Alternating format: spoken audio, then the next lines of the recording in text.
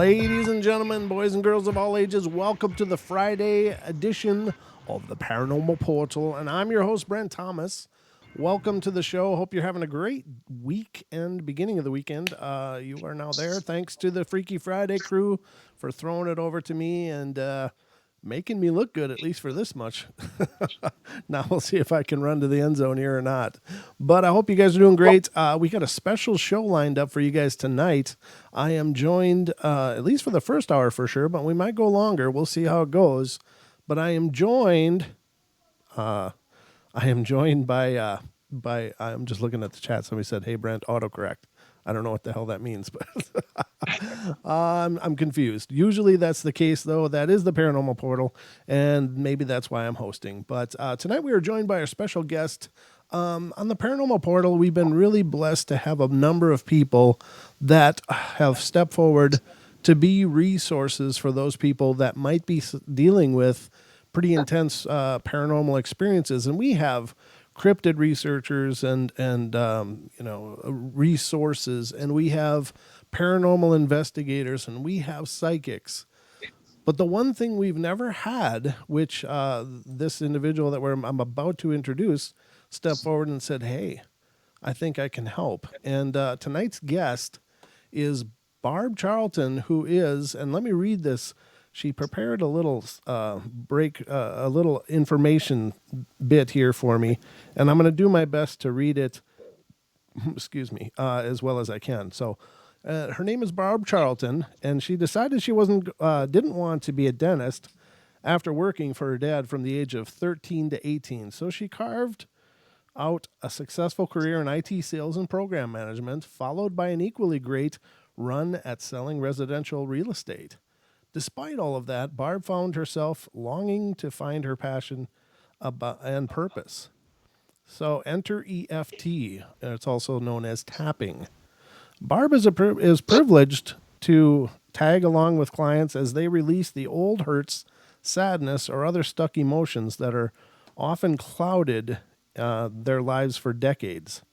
EFT is a self-help tool, but when something is so buried or is that painful, it's better to have a guide.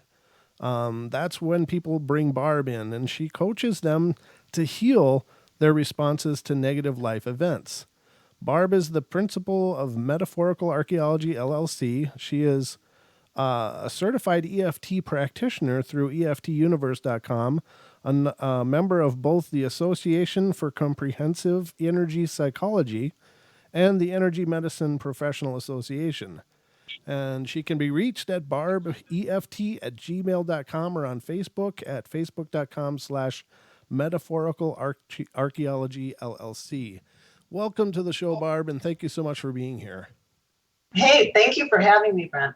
Oh, it's our pleasure. Now, this is a great opportunity, and to dial it in a little bit more, you reached out to me and said, hey, this is what I do, and I'm really wanting to help people that are dealing with paranormal events and, helping them to heal from those events. And I thought that was so amazing because that's really been the missing element for so many people that have either, been face to face with a Bigfoot, a Dogman, dealt with an incredibly aggressive haunting or negative entity or, abductees or et cetera, et cetera. And all of those emotions just lie in these people.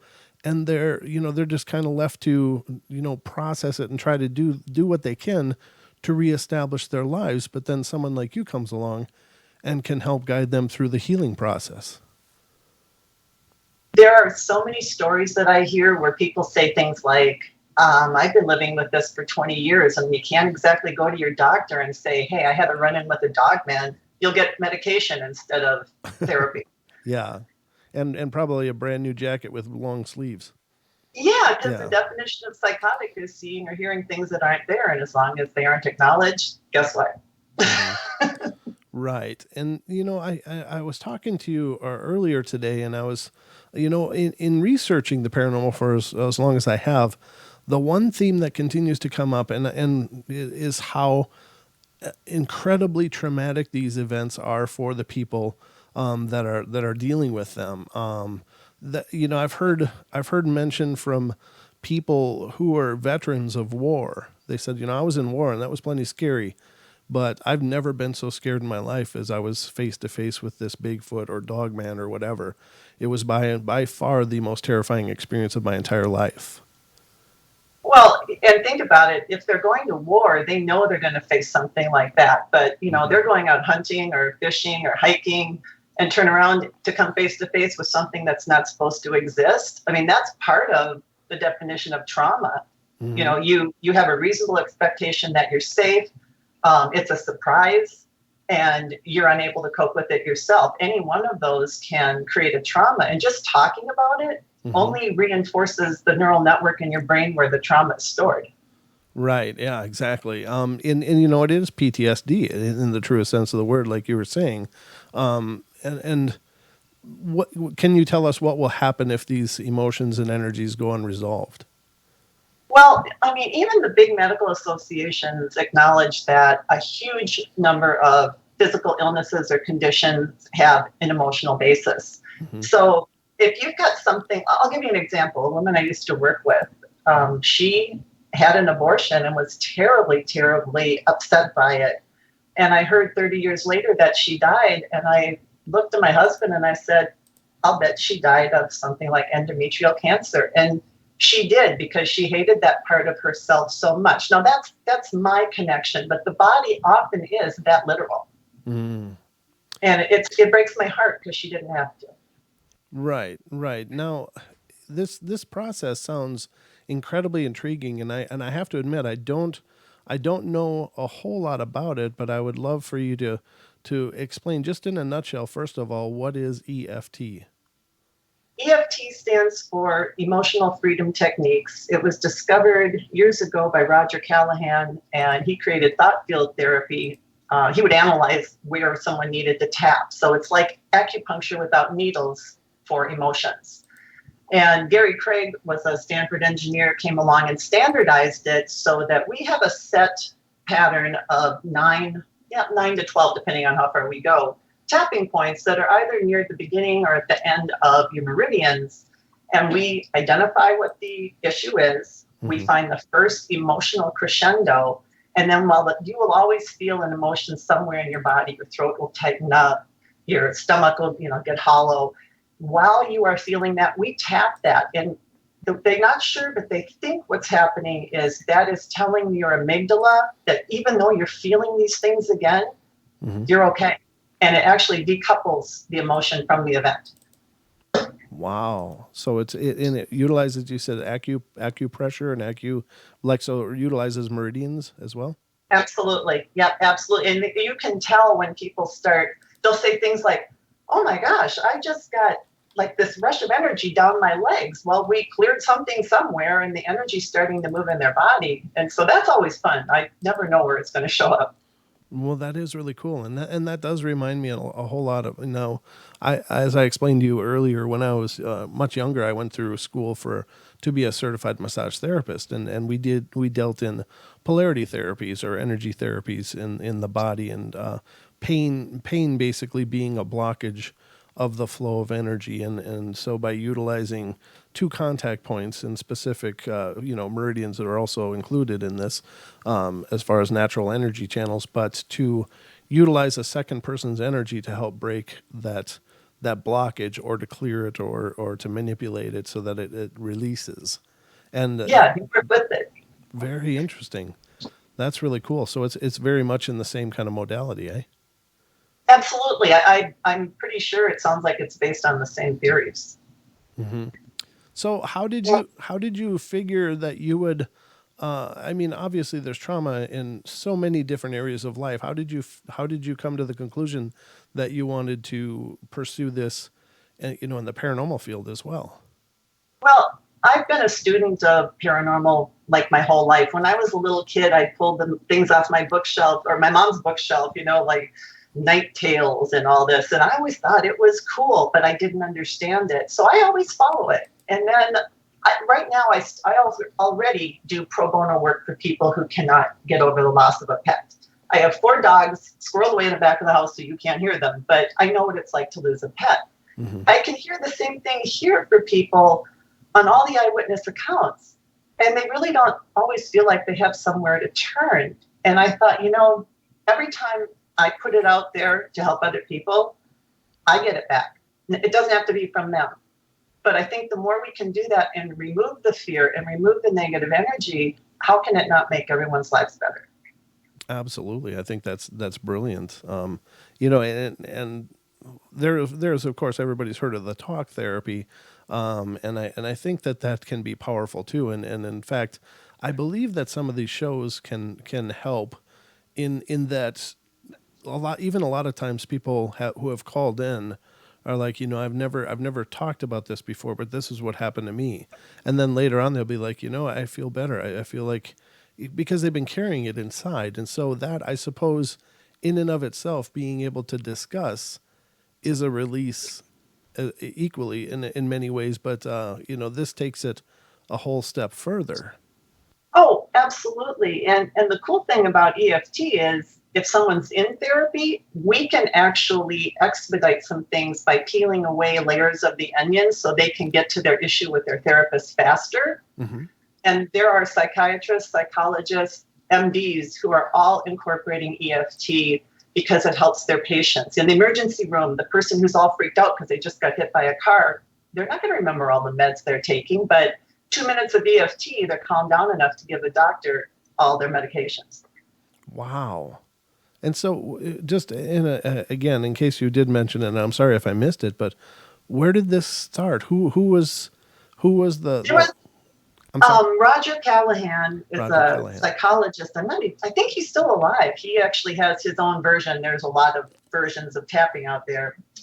He had a woman named Mary that he'd been working with for a couple of years or more, mm-hmm. who had a water phobia so bad she could take a shower, but no way could she take a bath in 2 inches of water.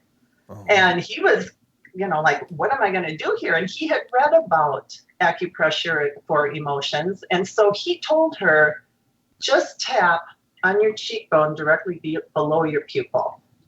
Just see what that does. And she tapped on it and she said, oh, I don't feel as anxious. Well, that's the fear point. That under your eye on that cheekbone generally hits to your solar plexus. And she went home, processed it. It can take 24 hours, 24 to 48 hours could be a little bumpy. She came back the next day to his home office, ran out to his pool, and he flipped. He's like, no, don't go. She sat down, kicked her legs in the water. She said, I'm not in the least bit afraid. And he goes, something's going on here. So he devoted his time to figuring it out. Wow, what an amazing story, and what a breakthrough. Oh, I did 5 minutes of EFT with a good friend who has a frog phobia. She can't even look at a picture of one. And we just tapped for 5 minutes. And I said, how are you doing? She says, well, you can say the word and I'm not running out the door. So I guess that's a lot better. That is really cool. And I suppose there's so much about the human body that we just don't know and we don't understand, especially when it comes to, the nerve systems and our minds and how that all interrelates. And I've, I think that we're still very, very young in our sciences regarding the human body. Things like this to me are incredibly profound because it's unlocking a huge layer of the interrelationship between the mind, body, and spirit. To me, I mean, with the energy flows and the how our emotions interact really quite profoundly physically. And the modalities that are being or have been developed, and a lot of them are again, thousands of years old, like when you consider acupuncture has, been around forever, but we're finally learning why those things are so valuable. I'm learning another modality. It's created by a chiropractor, Dr. Bradley Nelson, and he first created the emotion code, and then he created the body code. And so I've been using that because sometimes people are so disconnected from their body mm-hmm. that they can't tell me where they're feeling it. Those people, you either have to say, are you feeling anything in your forehead or your cheeks feel hot, because they are not in tune with their body. Well, in the body code, you actually use kinesiology, and I do that over video, and I act as proxy, and we clear things. We sneak up on things that way. If they don't know what's causing it, we go in the back door with body code. That's cool. I haven't heard of kinesiology for a long time, but is that the muscle testing? Right. So I'll muscle test myself, and it's funny because you always have your idea how you think something's going to roll out, right? And so I'm testing, and I'm expecting my finger to stay strong, right? A positive answer, and it collapses. I'm like, oh, that's not where I thought it was going to be. It's a good self-check to make sure I'm not influencing the process. Sure. And can you explain that to our audience so they understand what is muscle testing or kinesiology? How does that work? I'm not an expert in it by any means, but I have read the studies where if you give someone 2 envelopes, in one envelope you've got sucralose, the other envelope you've got pure cane sugar. If you have them hold one envelope over their heart, and then they hold their arms straight out parallel to the ground and resist you, not fight you off. If you're holding the sugar, which is not something counter to your body's digestion, you'll stay strong. But if you put up the other one, the artificial sweetener, your arm will go down like you were as weak as a kitten. And they do it blind. So that gave me a lot of confidence. And I've studied Power versus Force by Dr. David Hawkins, where all of our emotions are calibrated. So you always try to get rid of those lower emotions so that you can live in the upper emotions of compassion and love, and you're not going to kill someone for cutting you off on the freeway. Right. And ladies and gentlemen, what she's referring to as well, and she gave the example of holding the natural sugar versus the artificial sugar, and how the body will react to that even without knowing consciously which envelope is which. Essentially, it's a process of having a person hold out their arm. It can be at a 45-degree angle. It can be at a 90-degree angle from the floor, however you want to do it. But you apply a bit of pressure to their hand or wrist, and you feel the resistance that they can provide. Now, you're not forcing it down. You're not trying to, arm wrestle here. It's just a reasonable bit of force. And when something is positive or good or, there's no problem, they should be able to provide a reasonable amount of force.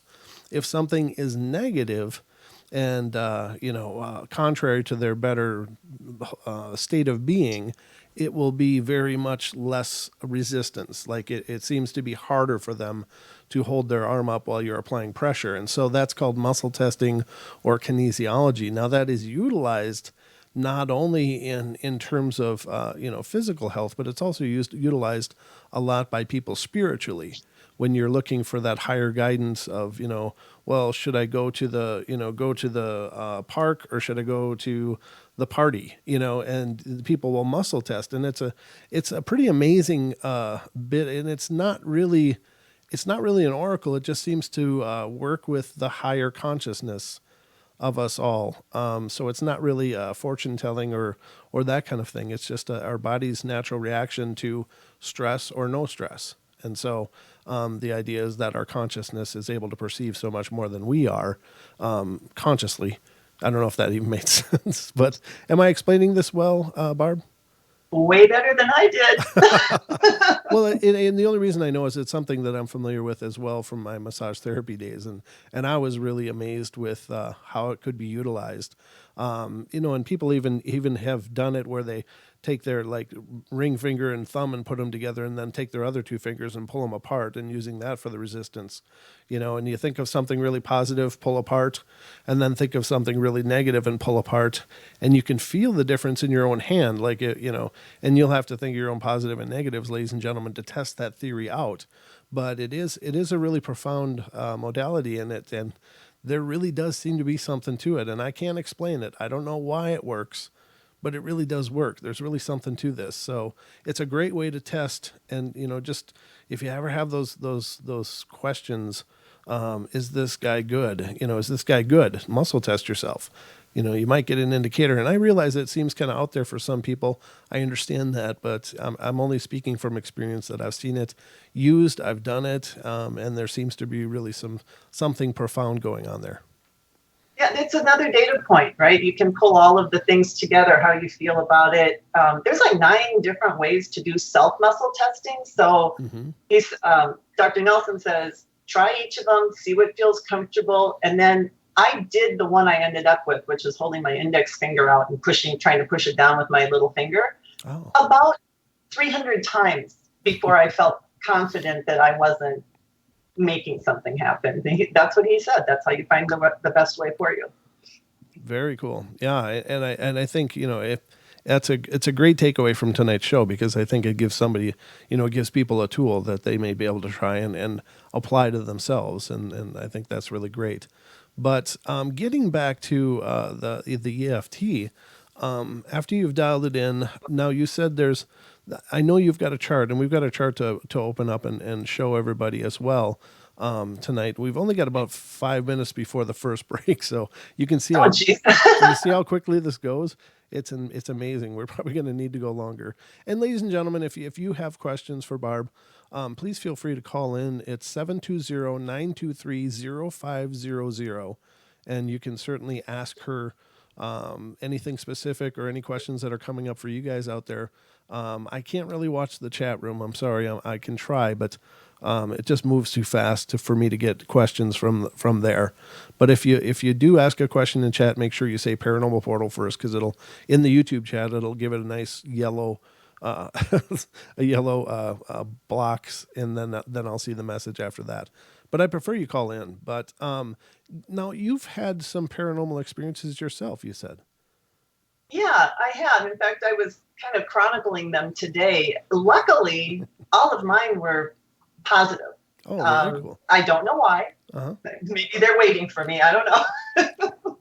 But for example, we moved into our house in Lakeville, Minnesota, out on a little hobby farm, and we kept hearing these footsteps in our bedroom up on the second floor every night. And the dog was downstairs. There was nothing walking around. A Siamese doesn't make bipedal footsteps. And then one day the bedroom door closed, but no windows were open, no air conditioning or heat was running. But it didn't slam. It just closed gently. So I actually had a friend who is a very good psychic, and I asked her what that was. Mm-hmm. She said that our property was a claim initially settled by someone in the land rush. And he had a little cabin there because there's a little stream behind us. And he had a cat. And he's upstairs with us because he likes our cat. Well, here I'm logical. I'm like, he didn't have a second floor in his cabin. How does he know to come up here? And she said, your cat makes him feel better. Tell him to go to the light. And, I've read all kinds of Betty Eves books and Raymond Moody and the near-death experience and go to the light. So I did, and it worked. Oh, very cool. Very cool. I sort of missed him, though. It really was kind of cool. Yeah, we talk about a lot of those kind of hauntings, and those I think are benign. I mean, I think they're just people. Either there's a point of familiarity, they just feel that familiarity. Either it's a house they knew, or it reminds them of something, or somebody in there is familiar to them for some reason, and so they stick around. And they don't seem to normally. Most times, most hauntings really aren't that negative, but our perception, of course, seeing things move and things happening that we can't explain is a very stressful experience. And so I think a lot of us do walk away from even a benign haunting like that feeling like, oh my God, I can't process this. And, that's where it's great we have someone like you now. And ladies and gentlemen, Barb has extended her services to us here on the portal. If anybody out there is listening and has had a terrible event, whether it's cryptid related, UFO, or ghost, you can get in touch with her, and she's doing this pro bono. She's doing it free of charge, helping people to process and release these things so that you can get back to more normality, for whatever that means. But we're not really sure on the Paranormal Portal what normal is, but we understand it's nice. It's a fluid scale, right? It is, and it depends on the day around here. But I think that's really wonderful. And I think you being perhaps more aware of your inner self and your outer self, you were able to feel on an emotional or intuitive level that haunting really wasn't negative, and so that probably helped you a whole bunch as well. Yeah, I didn't get creeped out. Like, if you are in the presence of something evil and you're feeling that in your body, listen to your body. Get Yes. yourself out of there however you have to, but you don't have to approach it all that way. Just listen to what your response is. Yep. Those gut feelings, they never really lie. But I tell you what, we're going to go to our first break here, ladies and gentlemen. So, again, the phone lines are open if you have questions for Barb or would like to know more about anything. We do have a call on the line. So, caller, we'll get to you on the other side of the break here. So, and I think that's Virginia calling in. She's a listener of the show and contributor as well. So, we'll be right back, ladies and gentlemen. Don't go away for more of the Paranormal Portal and Barb Charlton here talking about EFT and processing paranormal trauma. We'll be right back.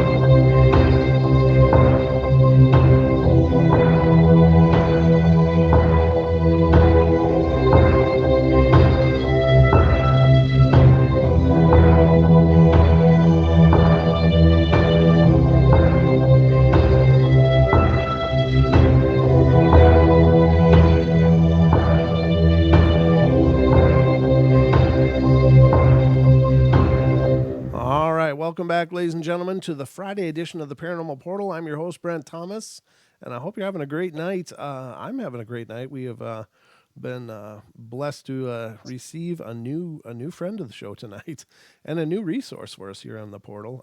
And her name is Barb Charlton. Do you prefer Barb or Barbara? Either one. Either one. Okay, Barb, I'll just, for brevity's sake, Barb Charlton, who is an EFT practitioner, and we're discussing processing paranormal trauma and the importance of processing that on an emotional and energetic level. Barb, quickly, what does EFT stand for again? Emotional freedom techniques. It's separating your negative emotions from an event in your life so it no longer affects you. Okay, perfect. Now, we do have a caller, as I said before the break, so let's get to our caller and see what's on her mind. 870, you're on the air. Hey, y'all. Hey, how are you? Hi, Brent. Hi. Welcome to the Pretty show, good. Virginia. Great to hear from you. I suppose you have a question for Barb. I do. Hi, Barbara. I'm so glad you came to share everything with us tonight. My question is, well, I have a loved one that has went through a lot of paranormal trauma and still to this day does. And a long time ago, I knew about the tapping, and I tried to get him to start doing that. But he really wasn't interested in it. And for a while, he went to a counselor, but that counselor retired, and he was devastated even over that, and would not go to another one. So I'm wondering, like, what could you advise for a person that really, really needs help? But, like, how could I help him? What would you say? Should I revisit the tapping or something like that? I would think you could start. The nice thing about tapping is it's very gentle, and you can approach it without re-traumatizing someone. So if you go to the organization through which I'm certified, it's EFTuniverse.com, and download their free book. It's about a 60-page book that tells you how to tap, talks about how it works. He can just start tapping on his own. And then if he wants to go forward, I would be more than happy to work with him. And we can do it so gently that he doesn't even have to go into it. I can say, if you let yourself think about it, 0 to 10, how bad would it be? And they'll usually say 50. Okay, think about that 50. And we tap on that and we ease into it. So we peel the trauma away a little bit at a time. That sounds wonderful. Okay, thank you. Yes, I always thought the tapping would help him, and he just really wouldn't, get involved in it. And, of course, in the beginning, we didn't know that much about it either. So it sounds wonderful that there's actually a really good book out there to explain it more in detail. And it is just fabulous that you are, just letting people, you're wanting to help people, too, that really need it. And I just really appreciate that. Thank you so much.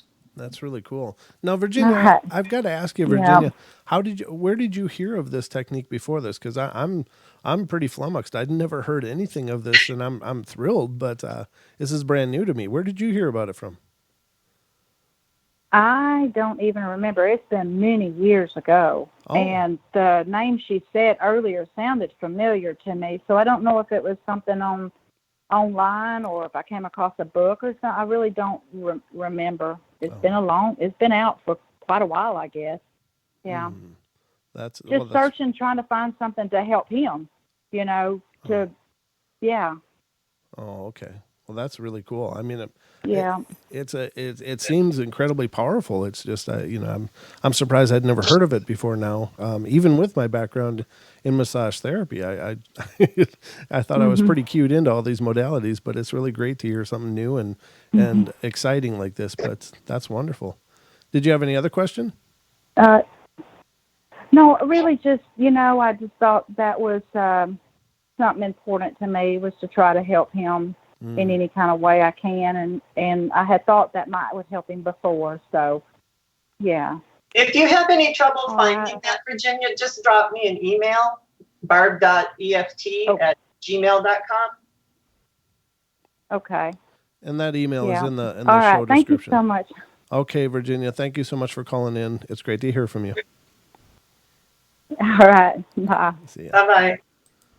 No, very cool. So the emotional blockages are incredibly important to get rid of. And this tapping is a really powerful technique. And so it's just a light tapping. It's just not a firm tapping, you're not clubbing them. You're just No. tapping light. It's just so neat. I'd never even heard of this before. How many people have you helped thus far using these techniques? I haven't done a count because I've done a combination, but I've done an hourly log, and I've got a couple thousand hours in.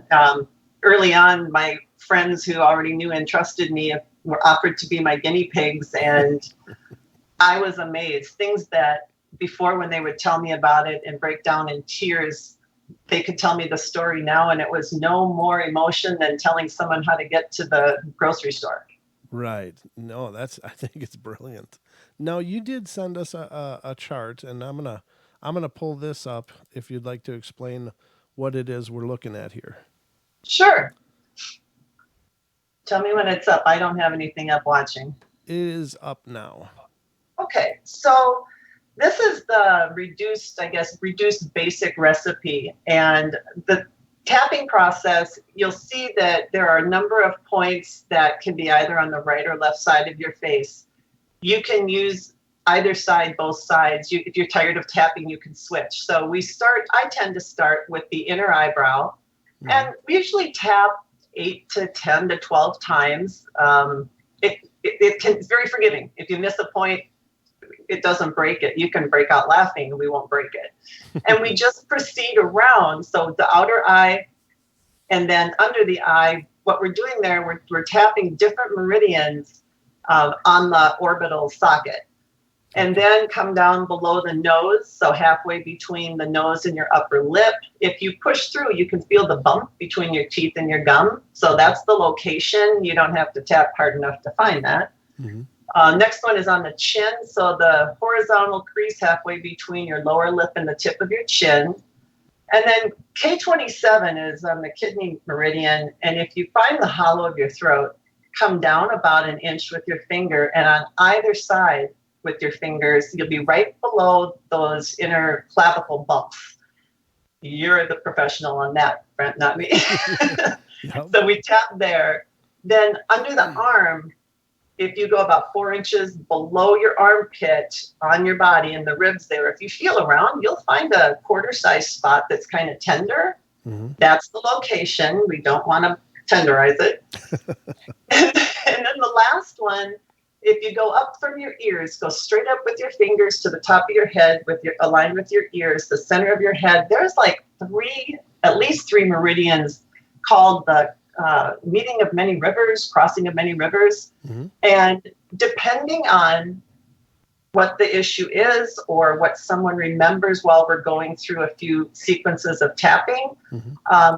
That determines how much we'll tap. We evaluate before, what do you feel? Where do you feel it? 0 to 10, how intense? What are the emotions? So we have a baseline. Then we tap, and then I have them repeat that little bit of the story to me, and they'll go, oh, it's not in my stomach anymore, but it moved to my throat. So we do the same thing, and we do it until it's all gone, then we proceed to the next part of the story. Now, are all the tapping points on the upper part of the body? Are there any lower than the armpit one, or are they all in the face and torso?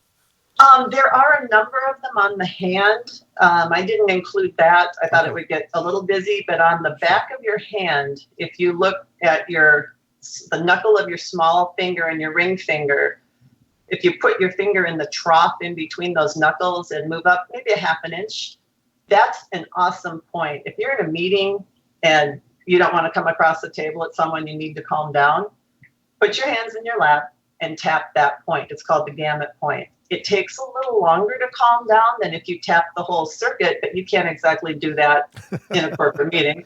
Well, you could, but you'd have different issues. So the Gambit Point is used quite a bit. We've got some eye movement things in conjunction with the Gambit Point. So when we get somebody way down, but we can't dig out anymore, we do some eye movement exercises with that.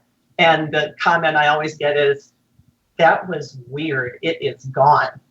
And then there are some on the sides of the fingers. There's this whole full basic recipe. I hardly ever go there. Okay. That's really interesting. And again, these are meridian junction points that correspond to the body and the nervous system? Right. Okay. Wow. That is really amazing. And of course, there's thousands of those on our body as far as meridian and acupuncture points and such, or acupressure points. And if you ever see somebody doing acupuncture, it can look like something out of a horror movie. Or cupping with the heated glass ball. Oh yeah, actually, my wife got a newer version of that. With instead of the glass half shells, we have this suction thing, and she'll use that on me, like on my back or whatever, and it's really something. It leaves these these really ugly, big, hickey looking things, but I'm telling you, it really does work. It's very powerful stuff, and this is really based off of pretty Eastern medicine as far as Chinese medicine and such, eh? Yeah, the first time I came home after having my acupuncturist do cupping on me, my husband looked at me and said, "Where's this guy's office? He looks like he got you with a baseball bat." And I said, "No, it doesn't hurt." It's a new kind of acupressure. That's right. So Nick, I saved you. Now, so how often are you practicing currently doing this? I practice daily. I have some clients that we get such early success, and then that starts them thinking, hey, can we work on this? I have some people that hold the worst thing back, and I actually counsel them to start with something fairly moderate, because you can gain trust with yourself and your body and the process by not digging into the most traumatic thing of your life on day one. And if they want to, we can, but it's all what they're comfortable. The client and the wisdom of their body, that's what leads us. They tell me where they want to go. I don't say, now, hey, you said you wanted to work on this today. We're not going to be done until we do that.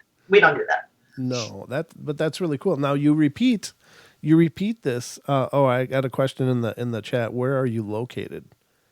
I'm north of Dallas, Texas. I am another Minnesota refugee. And I'll never get my husband to move back there. But I'm just north of Dallas. But I do 99.99% of my work over Zoom or Skype. Zoom usually, because I can record it for people and I can give them the audio or the audio video with Zoom. Oh, okay. So, and it works really well. And ladies and gentlemen, that's how she would help those that may reach out to the show for assistance as well, is remotely through Skype or Zoom or whatever. And it's neat, because I think what you're doing is you're teaching a person an incredible healing skill.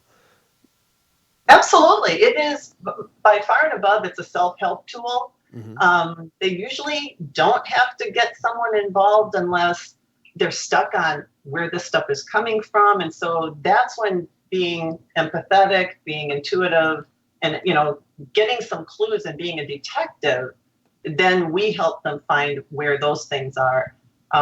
They do it with EMDR. They'll couple EFT with eye movement, desensitization, and reprogramming for the Veteran Stress Project. But EMDR is not self-help. You need a practitioner to do that portion. But EFT, you can take it and go on your own and come back when you need me. That's the best thing. I don't want to hook anybody for 30 visits for the next year. So, yeah, that could be quite a racket, I suppose. Yeah, you've seen that, I'm sure, somewhere. Yeah, well, and actually, that was one of my biggest critiques for chiropractic was, and I think chiropractors do amazing work. I think there are some amazing chiropractors out there, but I really had a a few bad experiences with chiropractors, stringing in on the visits and trying to tie on more services. And it's like, you start to feel like, this, you might be taken advantage of. And that was my personal experience. I don't mean to imply that chiropractic is that way, but I think I just ran into a couple bad practitioners through the years. They're teaching it as a business model now in some schools, but the best ones that I've had, and I've had quite a few, that they're the ones that say, come back when you need me. And they treat it as a new thing every time you come in. And that's wonderful. One other question that I had as you were explaining this process is that, so during a session, would you be more prone to just focusing, like say somebody comes in and they've got a lot of trauma, a lifetime of trauma. You wouldn't try to resolve all of that in one visit, right? I mean, or... No. Okay. No, we wouldn't boil the ocean. We will try to pick off maybe something that's keeping them up at night and they need to get rid of that. It's really, if they have a clue of where to go, we follow that. Okay. And as you do this, now you would repeat, no matter the trauma, would you still repeat the same pattern of tapping? Oh yeah, the sequence of the points. Okay. Yeah, we do that. And that's where, when Gary Craig took over, he was a neuro-linguistic programming whiz and a Stanford engineer. And he said, why go through 6 months of analysis to figure out which point for which issue? Just do a series of 9 and you'll hit all of them every time. And, that's why I love engineers. They cut to the chase. Okay, so each point here would probably correspond to different types of traumas. But by tapping them all, you're just covering the whole works. Right. You're hedging your bets every time you go. As you're tapping, they are visualizing the trauma. Is that the process, so that it differentiates the mental trauma with the tapping at that point? So by tapping all these other ones, you're not taking care of other issues at that point. You're just focusing. Do they mentally focus on one issue as you're going through this tapping sequence? Right, and we try to slice it up into bite-sized pieces the way you would eat an elephant. So I'll have them tell me the story. I'll say, start here from a neutral spot, and then I'll watch them real carefully, because you can see when someone's stressed or they're reliving it. Your brain, by the way, does not know if that's happening now or if you're remembering it. The parasympathetic and sympathetic nervous systems are going to do their thing as if you're under stress. Wow. Then I'll notice the shoulders going up or their throat gets tight or something. I'll say, what are you feeling? And I'll coax them through that. Then we just tap that right there. Then we back up and rewind the tape. I say, now just tell me up to that point again. If they can get through that without any physical reaction, I'll say, okay, give me the next piece. Because most events are, they're 3 to 10 minutes at most. I mean, we don't work on lifetime events that went on for 30 years. Exactly. No, and that makes perfect sense. I think that is, it's incredibly interesting that the mental process, it goes absolutely in line, and that makes sense, because as they are focusing on that one trauma, that is the knot. I mean, that is not only a mental picture and strain, but it's an energy strain. And so as you're going through it and getting that flow going on again, then it serves as a release. Oh, absolutely. And let's say someone is repeating a pattern all their life, right? And the same sort of thing keeps happening to them through multiple relationships. Mm-hmm. All of those events get stored in the same neural network. Gary Craig tells a story about a veteran where the guy had 200 events. He was living at the VA hospital. He had nowhere else to go. Uh-huh. They didn't have to do all 200 events. There was a generalization effect. I think they worked on, I don't know, less than 20 of them. And because you're not going to keep revisiting that event, that neural network will just collapse. And the rest of them will just vaporize. Wow. I mean, you remember them, but they won't set you off. Right. And so that's releasing that energy. And I just, my mind is really boggled by this, because it just seems so incredibly powerful. And like I said, I'd not heard about it before you reached out to me. And it was like, I do tapping. And I was like, is that a soft shoe kind of thing? Dun, dun, dun, dun, dun. Well, that's therapy. You know, it's entertainment. Well, whoever said you don't get to have fun, right? Yeah, yeah, exactly. But then as you were explaining it, I was like, wow, that's really amazing. And you know, it's funny because the gentleman that you said had founded, I don't remember the name, but he had just decided to try something, and he stumbled onto this incredible modality and this incredible healing, and I think that that's really really amazing. So I love learning about these kind of things because it really empowers, I think, all of us to learn to how to mitigate these traumas and to learn how to process them, not only just emotionally, not only mentally, but energetically and spiritually.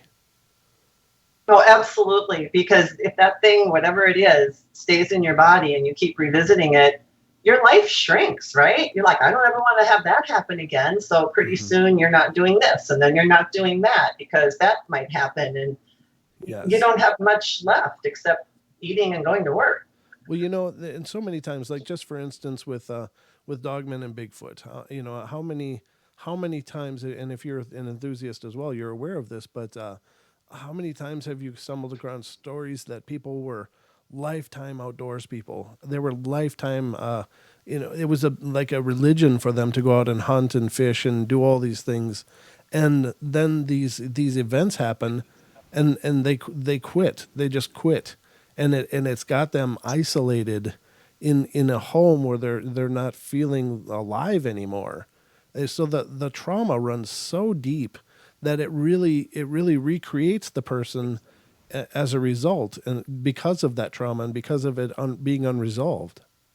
Oh, I totally agree.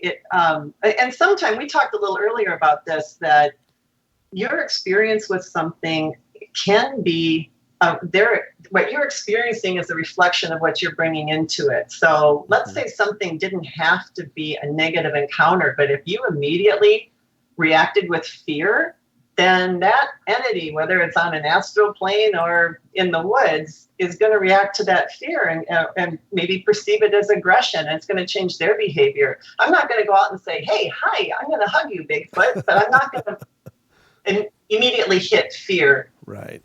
out the gate. No, this is amazing. And so, ladies and gentlemen, I got it on the screen. On the bottom of that chart, of course, Barb has her information. Her email is up on the screen. Well, I guess it doesn't really show your Facebook, but in the show description on YouTube, there is the Facebook page for her Metaphorical Archeology. And I think it's just a really powerful thing. But if you are out there and have dealt with something incredibly traumatic and would like to give this a shot to help you process and move beyond this, move past it. I mean, right off the top of my head, I can think of a few people that have contacted the show already that are still processing these old events that really could benefit from what you do, Barb. And so I certainly hope some of those people listening to this now will reach out to you. But if, and ladies and gentlemen, if you want to get a hold of Barb, you can either get a hold of her directly or you can get a hold of me, and I will make sure to, let her know or to give you her information to get a hold of her. But she's willing to do this free of charge. She just wants to help people learn to heal and move beyond these tragic and traumatic events and hopefully help you reclaim your life. It's just incredible. And I'm absolutely thrilled that you reached out to me and said, hey, how about this? Because, like I said, it's the one thing that we hadn't been capable of providing for these people. I love it when a plan comes together. Isn't that from the A-Team? I think I recognize Stories that. from Beyond. Absolutely. Well, thank you so much for coming on the show, Barb. I really appreciate it. And I'd love it if you come back on again and we can certainly discuss this more. I've got a lot of learning to do about it as well, because I really want to look into this and really understand this. But would you be willing to come back? Oh, absolutely. I'm just so grateful that you had me. I think we can help a lot of people together. I really do. All right, ladies and gentlemen. And again, you can reach out to Barb via email, barb.eft, edwardfranktom@gmail.com, if you'd like to get in touch with her to see if she can assist you with what you're going through. And thank you so much for being here, Barb. And again, you've really brightened my nights just knowing that we can do this now for people as well. Thank you so much. All right. Have a great night. You too. All right, ladies and gentlemen, we're down to about the hour break here. And so we are going to be moving on with the show. And I've got some more paranormal things to share with you, as is the Paranormal Portal. So it makes sense, right? So don't go away, everybody. We'll be right back with hour number 2 of the Paranormal Portal. And we'll get into more on the other side. So grab a drink, use the loo, and I'll meet you back here.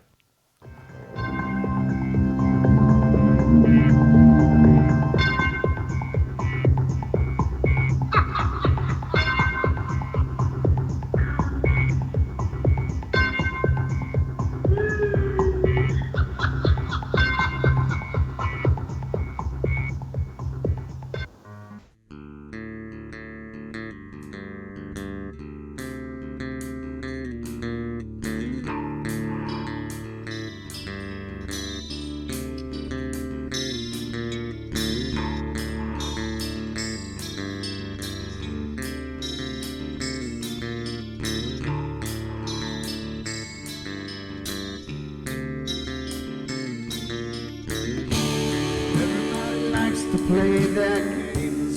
Everybody loves to place their bets.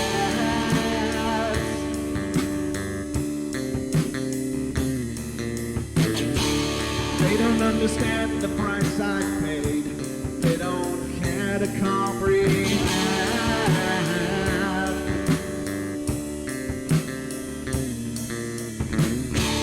Trace their lines upon my body, dripping scars across my heart.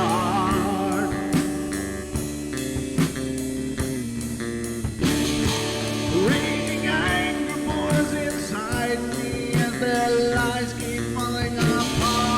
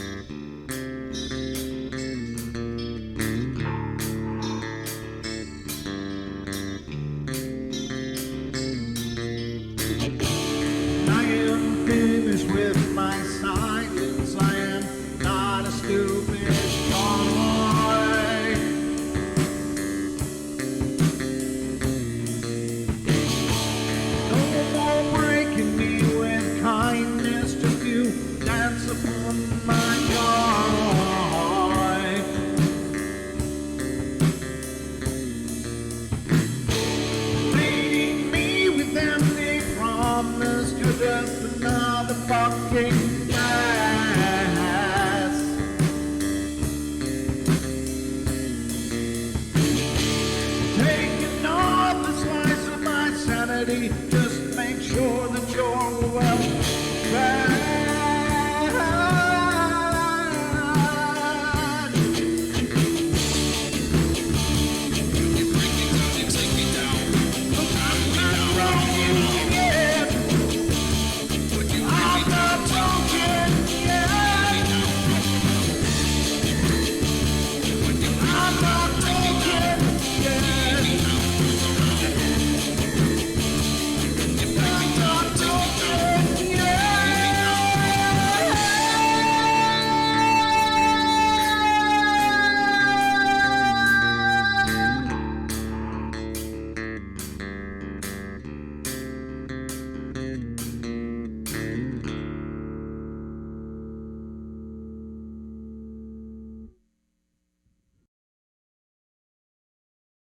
and anything like it.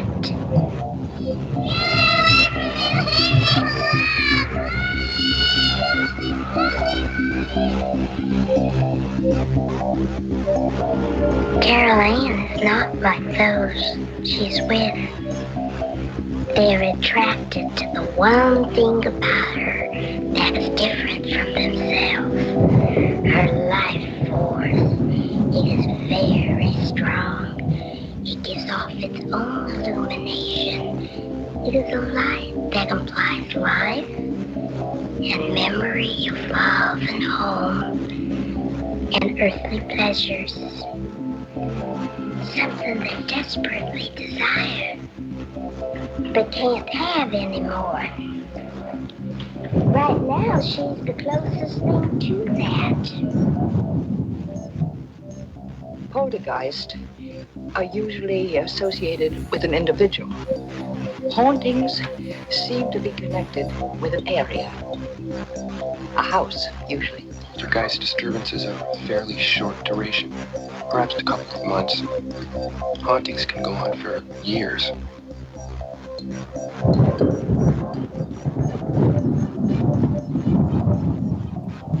Ladies and gentlemen, welcome back. It is Friday night here on the Paranormal Portal, and I imagine it's Friday night for most of you out there.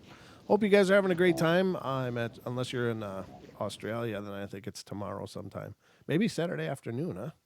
Wow. And don't worry, tomorrow Don will return, and we will get into more of the mayhem that is the Paranormal Portal. And if you haven't already, make sure to check out our podcast. The podcast was the newest episode was released today, and it's an interview with Duke, and we were on the trail of Bigfoot, talking about Bigfoot and the worldwide phenomena that it is, and a lot of the details about that amazing cryptid. So it was a good show. It was a lot of fun, and it's been doing really good today. A lot of people have been checking it out. So thank you if that's some of you or those that have been checking it out.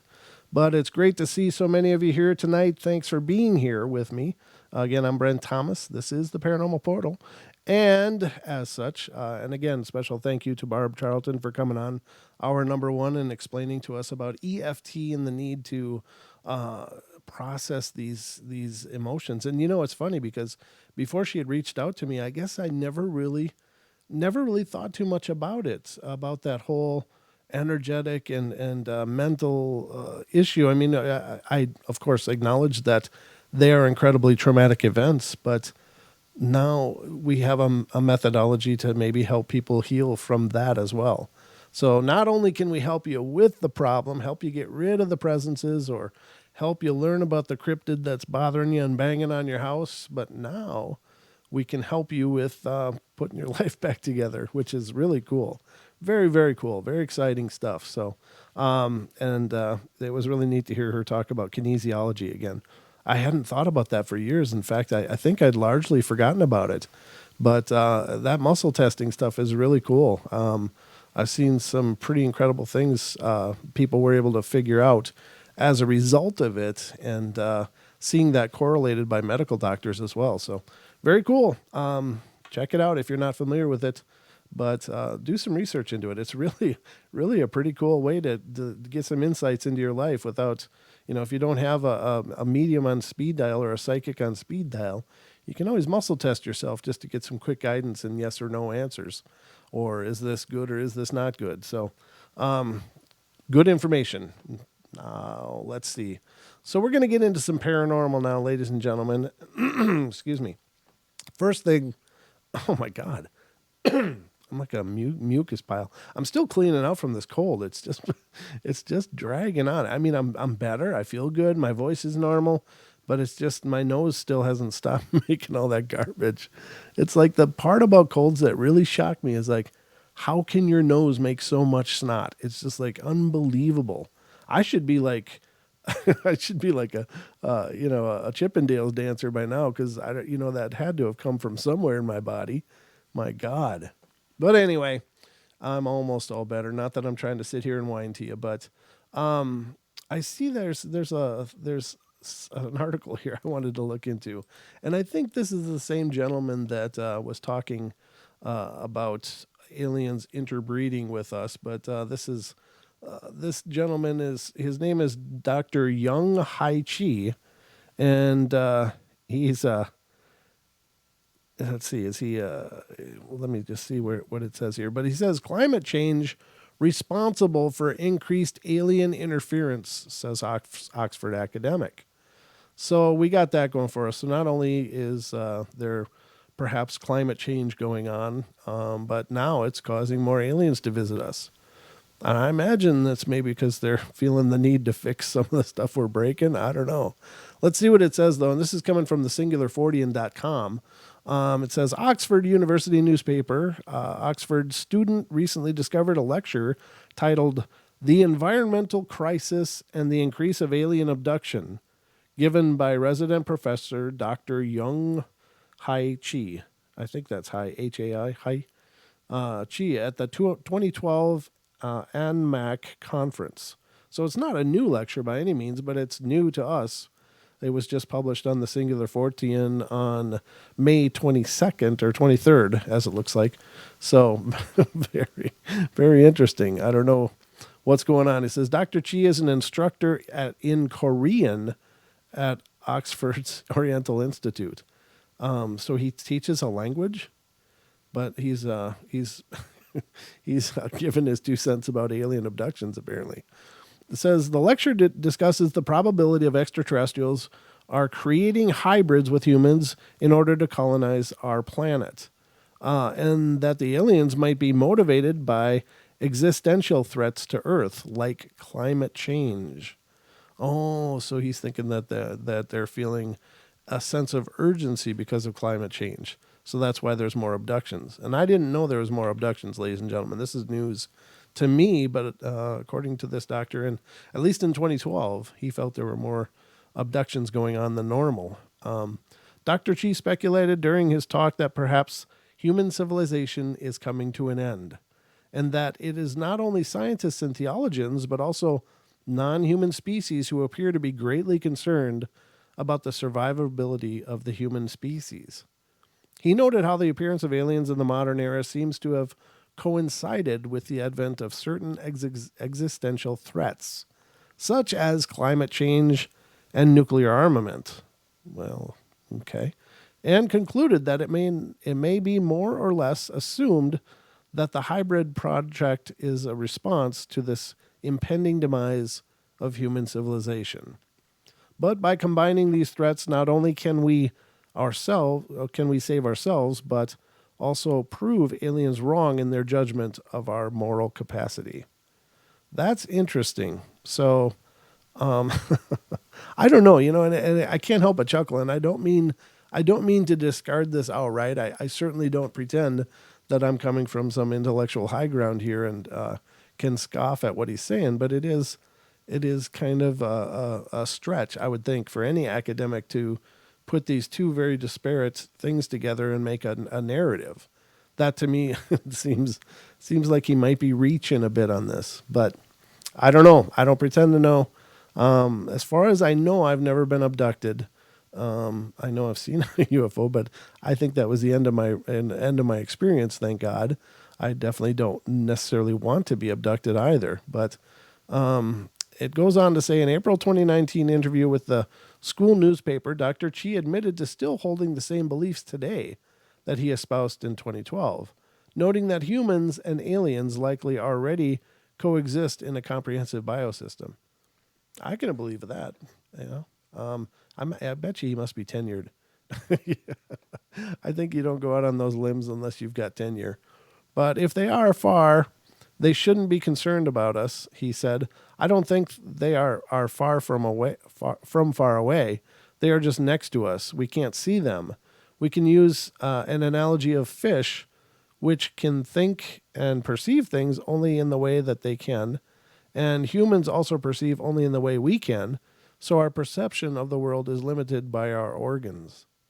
This shared biosystem explains that aliens' increased interest in and interference in humanity's destructive habits, according to Dr. Chi, because they too would be affected by them. I wonder. So he seems to be implying that if they are dimensional, in other words, and that's what I assume he's saying, is that they exist dimensionally away from us and can visit at will, that somehow things going wrong in this dimension may also affect their dimension. And I suppose that stands to reason. I don't know how dimensional realities work in concert with each other, but it stands to reason they might. And the lines are open, ladies and gentlemen, if you want to share your thoughts on not only this, but anything paranormal. Oh, I'm so dry. All right, judging from the way ETs are acting, they have a better view of our future. Perhaps it's pointing to a pessimistic future. He added, so they come not for the sake of us, but for the sake of them, their survival. But their survival is actually our survival as well. The survival of the entire biosphere. That is where I progressed in developing my theory, and I'm still looking for more evidence to support my view. Well, good luck with that. It may be, that's the thing. The more I do this show, the more I realize that, hey, anything's possible. I don't pretend to know, but very wild. I do want to read this too, and I thought this was pretty cool. And this is, again, from the Singular Fortean. And apparently this is an FBI file detailing 1976 examination of hair that purportedly came from Bigfoot.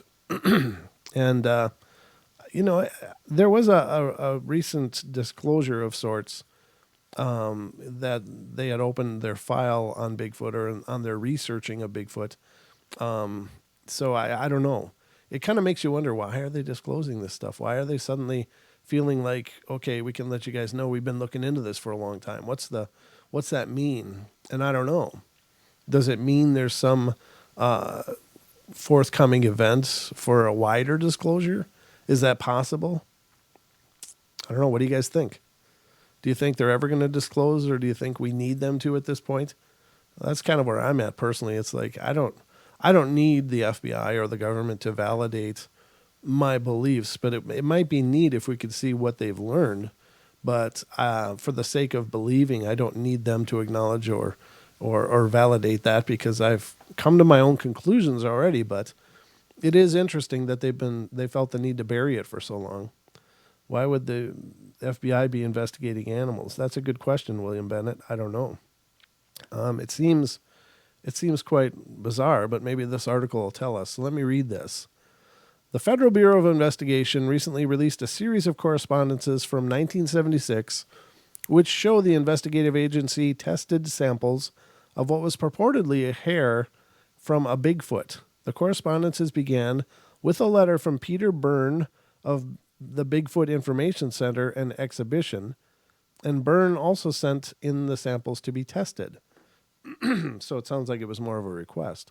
In a letter dated August 26, 1976, Byrne inquired whether or not rumors of the FBI testing prior samples of Bigfoot hair were true. From time to time, we have been informed that hair supposedly of a Bigfoot has been sent for examination to the FBI and has been examined by the FBI, and with the conclusion as a report of the examination, and that it was not possible to compare the hair with that of any known creature on this continent, he wrote. J. Cochran Jr., Assistant Director of the FBI's Laboratory Division, replied that we have been unable to locate any references to such examinations on our files. However, the FBI was willing to examine the hair and tissue samples submitted by Byrne. The samples were examined by transmitted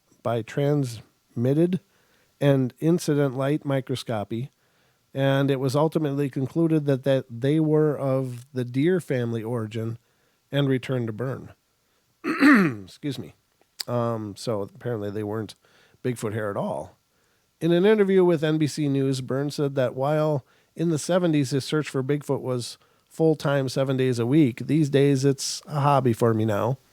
And this could be due in part to the fact that he pleaded guilty in 2013 to defrauding the Social Security Administration, the Oregon Department of Human Services, and Medicaid out of over $78,000 by concealing his travels outside the United States from 1992 through 2012. He also had more than $85,000 in bank accounts while receiving Social Security and food stamps, said authorities. Byrne is the author of several books on the topics, including Bigfoot, cryptozoology, and hunting. And according to federal prosecutors, had directed his publishers to send future royalties from his books to his girlfriend. He denied receiving royalties when questioned by investigators. Wow, they so much for his credibility, huh? Byrne was sentenced to 3 years probation and full restitution. When asked directly about the letters and samples sent in 1976, Byrne replied, "I don't remember this. It's out of my memory," he added. However, Byrne's still a believer in the phenomenon. Okay, so he goes on to talk about current sightings that he's seen, not discussing them in length, but mentioning that he's still looking into the phenomena. So apparently it was just deer hair, but I thought it was interesting that the FBI did investigate it, but it sounds like he was just they were just asked to. So nothing really to see there. Move along, nothing to see here. So the other night, let me look at the vault timer and see what the time we have left, 9 minutes. The other night, I started reading a few excerpts of stories that I found that were really pretty cool. So these stories apparently are coming from, whoa, no, that's not what I wanted. I did something wrong there. The stories are coming from nurses, and they are apparently their experiences with hauntings and such. And there's a bunch of them here. I'm going to read a few of them for you guys. I'm going to read one right now before the break, maybe two. We'll see how this goes. But I think these are incredibly interesting because if you think about people that are going to experience potentially ghosts, people working in hospitals would have to be pretty high on that list of probabilities anyway, because they deal with life and death all the time. And certainly traumatic deaths, as well as, people that are terrified and maybe can't move on. So there are believed to be a lot of earthbound spirits around hospitals and such. So let's get into one of these or a few of these and see what we can find out. I'm just looking for the very end here. Here we go. I'm not a doctor or a nurse, but this thread has intrigued me. I have 3 stories related to the hospitals that I've experienced, and one during a wake. My something had a burst artery in his chest, and this was when I was 25 or 26. I rushed to the hospital, finding my mom and sister already there. I think it was my dad, was the word he missed there, but I remember reaching out mentally to him, and the emergency folks was trying to revive him after his heart failed 2 or 3 times. And I remember feeling in my hands that my dad's spirit had left. I think I read this one already. Sorry, this might be one I already read. Sorry about that, ladies and gentlemen. Let me move. Let me move a little forward here. Let me try this one. Allow me to begin by saying that I'm not a superstitious person, nor do I believe in ghosts. And with that being said, right after my graduation and receiving my license, I began to work at the same hospital where I did my clinical. At this level, I managed to work the night shift from 11 p.m. to 7 a.m. once a month. One night during report, I was told that we had one room empty, which was room 209, a private room. At around 2:30 a.m., as I was making my rounds, the call button came on loud and clear from room 209. Needless to say, I went to investigate since it shouldn't have been occupied. Oh, I got a call from Diane. I'll get to the call after this, Diane. As I entered the room, the light from the street allowed me to see without turning on the lights, and that's when I saw a man sitting on the bed reading a book. Naturally, I asked, did he call for a nurse, and why was he reading in the dark? But he didn't respond. So I went for the light switch and looked back to request an answer from this guy, but my heart stood still for a second as I realized that he wasn't there anymore. Unquestionably, I never brought it up during my report, nor mentioned it to anyone, not even my coworker who was working the other side of the floor. Nonetheless, the rest of my shift went on without any major events. That's really cool. So those are, there's obviously the spirit wanted to be seen. That's there's an intelligence to that, even though the spirit didn't interact with him when he was there in person. I mean, they called for him to come there, and then he came there, and it appeared reading a book on the bed. Very weird, but it's very intentional. That wasn't just a residual kind of thing. I don't know why it didn't even look at him or acknowledge that he was there, but maybe that's too hard to do in a manifestation. So, very cool though. All right, here's another one. Don't remember if I posted this before, so I apologize if it's a duplicate. Nothing to do with nursing, but it's kind of a heart-wrenching, very human story. Many years ago, I took a trip with some scuba diving friends to the Caribbean, and since they were all big scuba divers and I was a flippers and goggles dog paddler, we stayed on the island of Tortola, known to be a scuba diving mecca.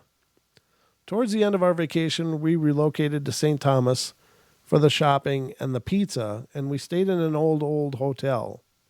Seems like it was called 1849 or the 1846.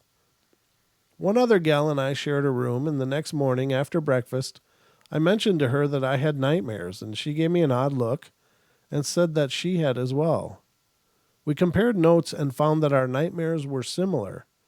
We had heard many people moaning and sobbing, and I could feel their emotions, and they were terrified, and they were in pain, and they were bewildered, and she and I checked out of the hotel, and as we were on our way down the stairs with a porter helping us with our baggage, I reflected on the fact that this was a really old hotel, and that the walls were very thick. The rooms were tiny, and the floor plan was downright maze-like, and I asked the porter if this had originally been built as a hotel, and he reluctantly said no. What was it? I asked. It had been a slave market. Oh, man. So these people, when they're dreaming... Yeah, I know there's a call there. Thank you, Julie. I see it's Diane calling in, and I will get to Diane right now. So it was a slave market. How you doing, Diane? Good to hear from you. Yikes. Yikes, right? Slave market. That's really creepy. That'd be like it was a prison or it was an insane asylum. That's what I was thinking too. I wasn't expecting the slave market, but there you go. I guess it was a big hub during the slave trade way back when, and you know how tragic that is. But I can't imagine. Wow. Yeah. How are you tonight? There was a lot of stuff like that in New Orleans when I was in New Orleans. A lot of stuff like that. You know. That was. And there's a lot of underground stuff, too. As a matter of fact, up here, I'm thinking of getting a crew together and just whoever wants to come to Ohio and investigate Ohio stuff at some point. You could spend a lifetime. You could spend a lifetime, and you could spend a lifetime investigating Ohio. Ohio is always hopping. Every kind of phenomenon is happening there, Dee. We got all flavors here. Step right up. I know. Yeah, it is. It's like 32 flavors. A series forever, right? We never get run out of material. No, you definitely wouldn't. We start right here in Kent and just spread out. That would be circles around. You could make a career out of Ohio for no question about it. I am so blessed. Yeah. Anyway, okay. We got about 2 minutes before the break, so we're gonna hit the break pretty soon. But just hang on the line though if we do. Okay. Okay. Okay. Well, I got a proposal for you, Brent. It's not will you marry me? You're already married. I'm already spoken for, but yeah. You're spoken for. You're bespoke. Anyway, yeah. I didn't know you were looking for a healer. Well, I can do all this. You know, I didn't know either, and it never really occurred to me until this person reached out. It's like, wow, you know what? We don't have anybody really addressing that. I think she did. I'm so glad she did. Yeah, that was really cool. Because, oh, yeah. But, you know, I'm sitting here and I'm realizing, I know how to do all this stuff. Why the heck am I not just doing that. Right. I'm like, I know how to do this, and I have never tried. In fact, if you want to try an experiment, I have a technique that I could probably do for everybody that tunes in at the same time. Okay, well, why don't you 'Cause I've seen- save that for the Good. other side, because we're at like 20 seconds until we're going to go to break. But yeah, I mean, Right, I'll tell you about it after break. okay, because I'd be interested to hear that as well. I think the more modalities we learn about, the more helpful that'll become. So absolutely.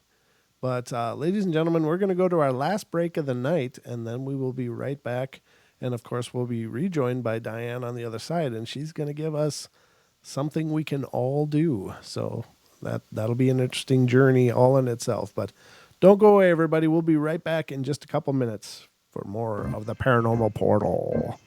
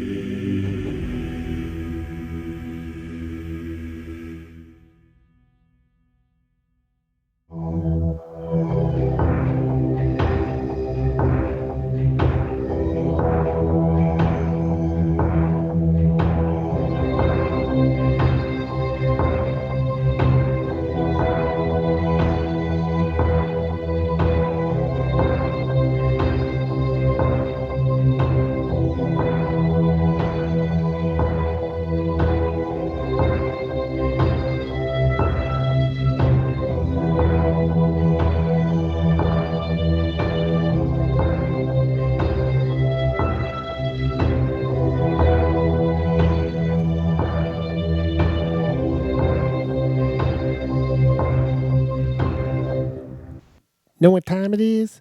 It's last half hour paranormal portal time. All right, everybody, welcome back to the show. I have no idea why I'm doing that. I'm just a little bit random, but we are joined right now by Miss Diane Swiger, who is on the phone, and she's going to give us something we can all do. So let's see, what is that going to be? Welcome back, Dee. Well, actually, I was going to say I know how to do the tapping, but I also know how to do a clearing statement, and I also know how. Let's see, I've been trained in divine openings too, and I know how to give oneness blessings, and which quiets the monkey mind. Divine openings let you drop past emotional experiences too. The clearing statement will undo and erase things.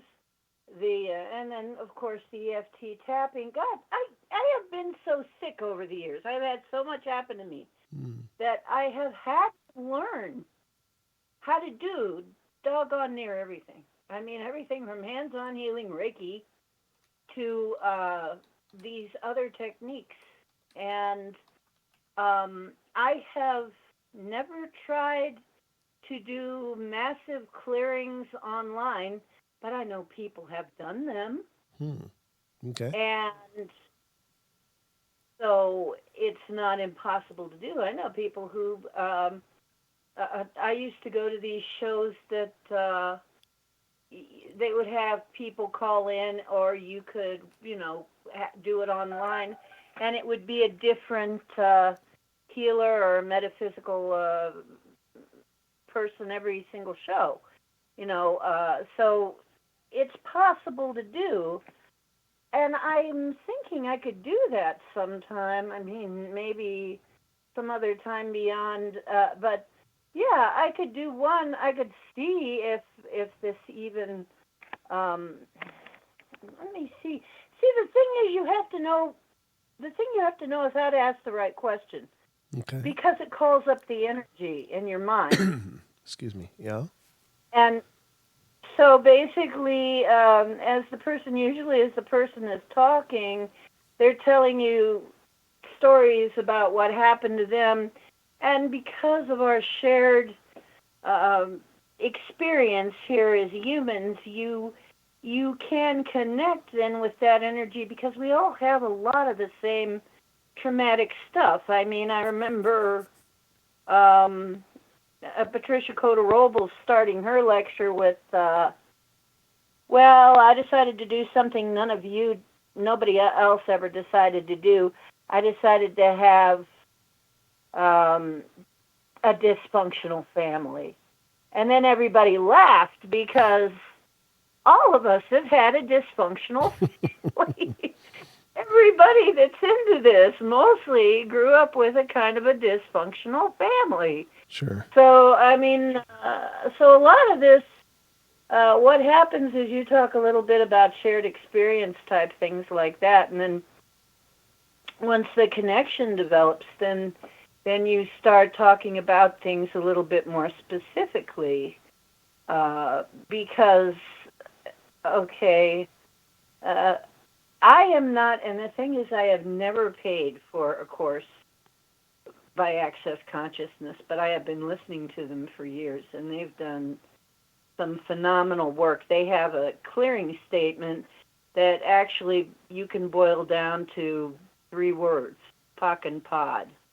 And it actually was developed by Gary Douglas, and I listen to Dane here a lot, and I was with another person, Rika Zimmerman, for a while too, and so I never actually took an actual Access Consciousness course, but I know how it goes. Basically, you call up the traumatic energy, and then you ask the person if they are willing to uncreate and destroy it. So I could do this unofficially. Oh, okay. Not as an official practitioner. We don't want to get anybody mad at us. I'm not an official practitioner. However, I do know how to call up the energy and use the clearing statement. So it would go something like this. This is just a demonstration, and if anybody, if this works, you know. Okay. But okay. So basically, how many of you out there have had? Let me try this one.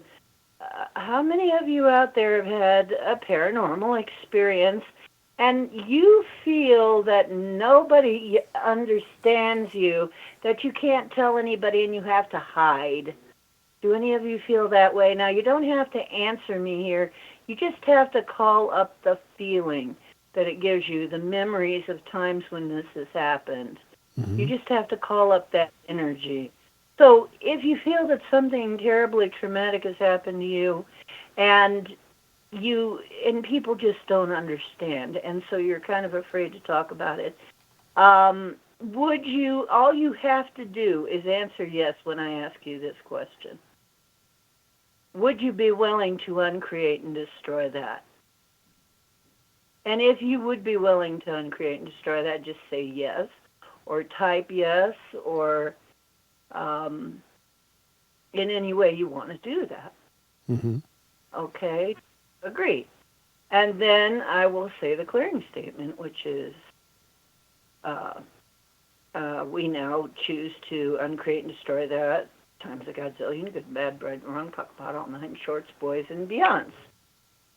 And then usually when I do this in person, as a matter of fact, I just did this in person for somebody who was having pain every time she ate something greasy, and she's like, oh, my gallbladder. And I said, are you willing to uncreate and destroy all that? And she goes, yes. And I said, okay.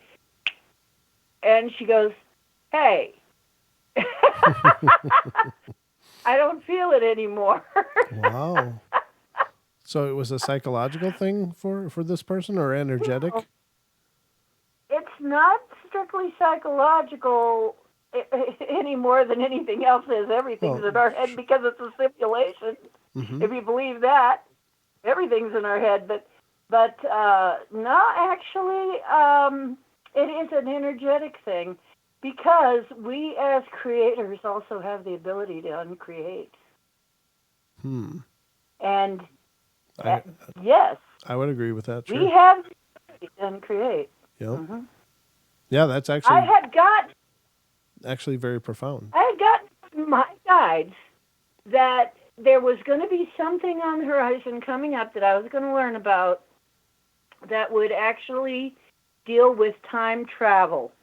This is just another thing I kind of want to get down for posterity before I forget that it happened this way. But really, they did say this was, and it was Mother, if you've seen my mother and my Divine Mother and Father videos, they told me, okay, stuff is going to come up, and it's going to involve time travel even. And this is a type of time travel. You literally are destroying the seed of the energetic genesis of the event when you do this technique. So as far as, and you can argue, is this just in your head that you're destroying it, or are you destroying it in real time or whatever? And there's been a lot of questions about that, but people have found that things are quite different after they go through a course of this. Wow. So I have, in fact, my life changed dramatically. I mean, you can put yourself on a whole different track just by recreating your past. So it's not necessary, and I have been meaning to bring this up, but we have been dealing with all kinds of other aspects of this. But it's true. We are creators. We can uncreate as well. We can change our life path just with a decision. We already all kind of understand that. We can also change the effects of our past on us without a whole lot of work. But the only thing is that sometimes you'll know when you really clear something, because stuff will change. That's interesting.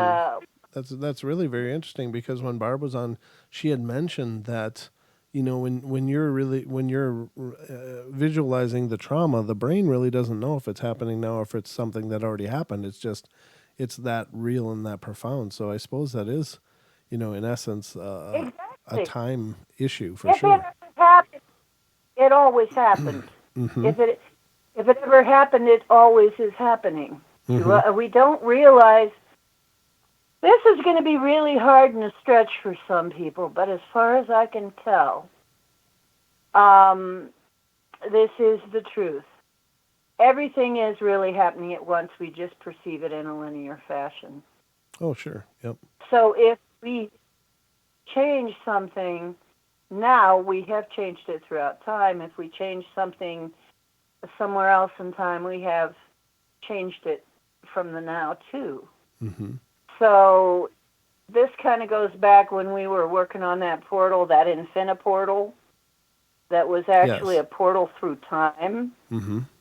And I'm going, oh, here we go with the time travel thing again. Sure. It's like, can we get any more complicated than this? Yeah. But honestly, it's hard for us to wrap our heads around time because we have been given an erroneous idea about time and because of the way we perceive time. But the truth is, yes, we can change our past. And I have changed my past. There are things about my past. But here's the thing. You may not know exactly what your sticking points are, which is why sometimes we've got to sort of peck around and find them. They're not always on the surface. But one person, Rika, said that when she really cleared, she was a musician, singer, and when she really cleared it, because she realized she had all of these ideas about what it was going to encompass and how hard it was going to be and how she was going to be with the wrong people, and it was, and yada, yada, yada. She realized she had all these attitudes, opinions, and judgments about what it was going to be like. And when she finally found the sticking points and cleared them, it was like the next day she got a call from somebody wanting to record her. Oh, neat. Okay. Next day. And then Dane here said he was so definite. Now, I do not recommend this at all. But he had decided that if he didn't find, he told the universe, if I don't find something, he was already a talented chiropractor. Okay. But he said, if I don't find something to take me out of this misery, if I don't find something that works, if I can't find something that really works, truly, then I'm taking myself out. He was going to kill himself. He was so depressed. Uh-huh. Talented healer, but depressed because he just couldn't get the results he was wanting to get. It was really the next day he saw an ad that changed his life because he answered it, and it was just a little ad. And at first it pissed him off, and he said, but I reacted to it so strong, I figured there must be something there that I need to know. So fortunately he followed it up, and that started a brand new career for him, and so he went to rags to riches. He lives in a castle now. Wow. He was living on peanut butter sandwiches. No kidding. That's amazing. Yeah, so, yeah, he had, in order to change, well, he had a lot of trauma in his past. Mm-hmm. It wasn't UFOs exactly, it was abuse and stuff, abuse and molestation. Sure. And he cleared it, and as he cleared it, a lot of his stuff went away. So this is not impossible. And I would have to probably adapt it for this particular thing. Mm-hmm. But, I might be able to do that. I think I could. And if you want to try it, let me know. I will try it sometime. And if you want to maybe just have a little half an hour when we try it or something, at some point, we'll try it. But I'd have to think about it a little bit because we've got a little different dynamic than we do. These people were talking to a crowd that was already ready to change and already believed in a metaphysical ways to do that. The crowd we have here, although they believe in phenomena, I don't know that all of them are quite ready to accept the fact that you can do things without actually touching people, although those of you who have had me pop into your place after I look at a picture know that I don't have to physically be next to you to affect anything. Oh, sure. So, yeah, exactly. But it does depend on the go ahead. individual. It does depend on the person being in a place to accept those parts of the process. You're right. Because if the healing is all up to the person. There's facilitators, but ultimately we heal ourselves because we allow the permission for others to do that, and by virtue of that we are healing ourselves. Yeah, basically, it is true. We're only facilitators. We're only. The fact, though, that I do know how to do this, that I've done this for myself a lot. I haven't solved every single one of my problems, but I have really gotten rid of a heck of a lot of stuff that was getting me down. My place, I know another way to clear a place, too, that my friend Paul taught me, which involves a visualization to clear all of the negative energy out of a place. And we could try that too sometime. If you want to start trying from time to time, if you want to start trying fixes for this stuff. Oh, sure. Healings for this. We can certainly do that. And add up easily. Right. So let me know if and when you want to do that, and if you think you're ready, or if you think the people here are ready for that, and we'll set some of this up. And maybe I'll even get my friend Paul involved. Who's really good at this. He's by the way, if any of you are interested in homeopathics, let me know, because Paul is a very good homeopathic practitioner, and he also does earth energy, Reiki. He's a Reiki master and a Manahuna master, and several other things. If you could get a PhD for metaphysics, he'd have a wall full of certificates. Oh, that's cool. So would I, actually. But I don't mind doing any of this, but I've been reticent because, for one thing, this isn't really that kind of show, and I wasn't sure if people were really ready for this yet. But if they are, I'm willing to give it a go. Yeah, the portal is certainly a place for discussing phenomena, but I mean, if you have ideas to give people tools to help them in their situations, I'm all for it, because I'm good with that, as long as it doesn't make people have to believe something. I mean, I've never been good with trying to change people's spirituality or influencing that, but I think most everybody listening to these shows is at least acknowledging the phenomenon and acknowledges that there's things that need to be done in order to clear out negative phenomena. And so any tools like that, I think, are wonderful. Because none of these that I've mentioned so far that I do require you to accept any particular religion. Good, yeah. Which I think is an important point.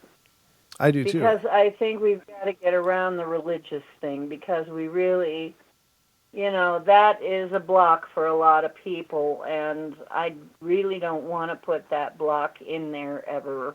Right. You don't have to subscribe to any particular religious view in order for these to work. So,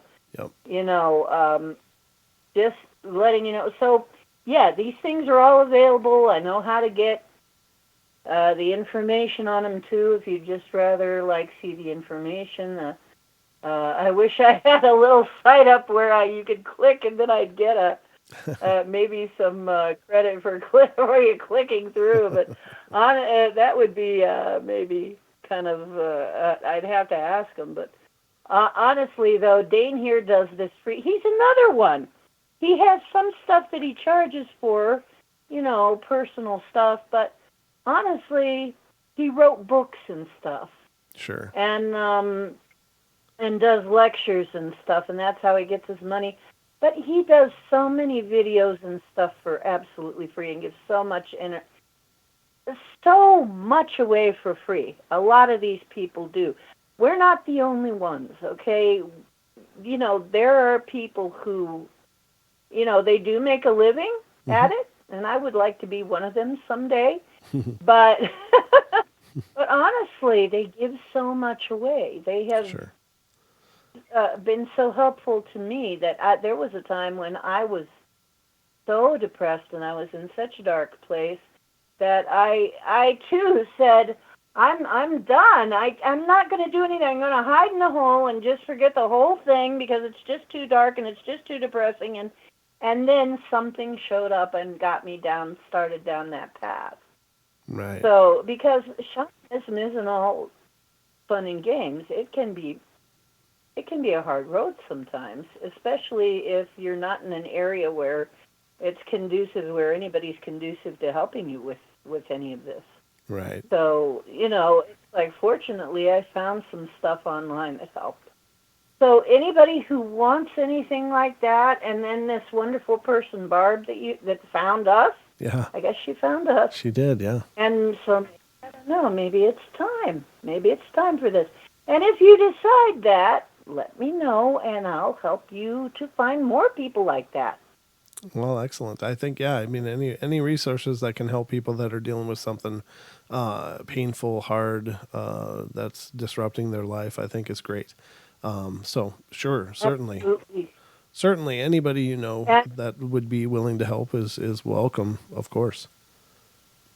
of course, and I love you guys, and I want you to get through this. I want you to fulfill your potential. I think you all have such an amazing potential because of the way you think. You already think differently. You have do you realize how rare it is anymore that people can even think the way that you folks think? Mm-hmm. Critical thinking. It's hard to find these days people who can even think like that. It's not encouraged much anymore. Yeah, everybody's supposed to toe a line and follow a narrative, and so critical thinking is maybe a dying art, but we got it here. Definitely, we got it here. So You have it here. You guys are special. You guys really rock, and don't forget it. Don't forget it, because there are people out there that cannot even begin to. I've met them. They can't even hit the tip of it, man, right. of what you accept and handle and know. They can't even begin. They're so far back, I can't even talk to them about it. They're so far back in the game. They're so, off in another realm, Sure. So you're special, and thank you so much for being who you are. I love you. Well, okay, that's all. Well, thank you so much for calling in, Dee. It's great to hear from you, and thank you for sharing your insights and wisdoms. Thank you. All right, good night. We for love you. giving us this full space. Bye. All right, good night. That's cool. Well, that really about does the show for tonight. We're down to under a minute left of the show. Well, just over a minute, actually, of the show is left. But we've had a great journey tonight. Of course, you can touch base with Barb at her email address. And if you're looking on YouTube, it's in the description of the show. She was our first guest in the first hour, sharing her tapping techniques and as a manner of freeing up energetic bindings due to traumatic events. It doesn't necessarily have to be paranormal, just trauma. Emotional trauma, energetic trauma, can be physical trauma, but it also has a mental block. And so, I think we all pretty much know that healing is mind, body, spirit. So, we've got the mind and body, because we're talking about it. We got the mind, got the body, but now we're entering into several people coming to find us. It appears that are willing to help us with the spirit. So that's cool. But anyway, ladies and gentlemen, thank you so much for being a part of the shows, and thank you for tuning in and listening to the sounds of the Paranormal Portal, the musings of the Paranormal Portal. I'm absolutely honored to be here and to be doing the show. And if you like what you're hearing, please subscribe if you're on YouTube. And if you're on TFR, iHeart, TuneIn, and TalkStream Live, stick around because Nikki Colombo is coming up next, and she's always got a wonderful show. And then following her, check out Paisley Wild's The Spaces Between coming up later yet tonight. So it's a great lineup here on TFR on Friday and Saturday nights. Because, well, every night, but those nights especially. So love you all. Be good, be kind, be nice. Take care of each other. Help each other out. Find the magic in every day. And remember to laugh as much as you can. Good night, everybody.